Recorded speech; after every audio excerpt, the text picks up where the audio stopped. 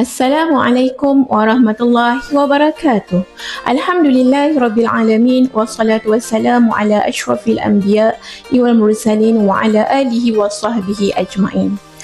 Alhamdulillah, hari ini saya akan berkongsi tentang kelebihan bulan Ramadan.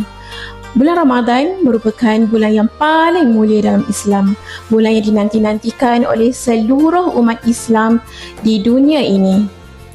Pada bulan ini, Allah Subhanahu Wa Taala melipat gandakan ganjaran amalan, membuka pintu syurga seluas-luasnya dan menutup pintu neraka serta membelenggu syaitan agar manusia dapat meningkatkan ketakwaan dengan lebih mudah. Salah satu kelebihan terbesar Ramadan ialah kewajipan berpuasa. Puasa bukan sekadar menahan lapar dan dahaga, tetapi mendidik kita supaya lebih sabar, berdisiplin serta mampu mengawal hawa nafsu.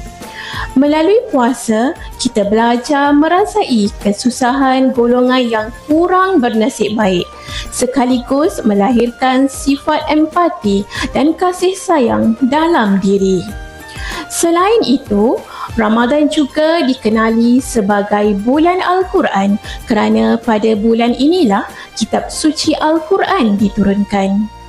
Oleh itu, umat Islam digalakkan memperbanyakkan bacaan Al-Quran, berzikir, bersedekah dan melakukan amal kebajikan.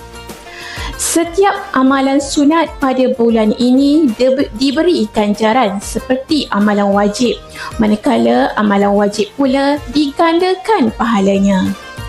Kemuncak keistimewaan Ramadan ialah malam Lailatul Qadar, malam yang lebih baik daripada 1000 bulan.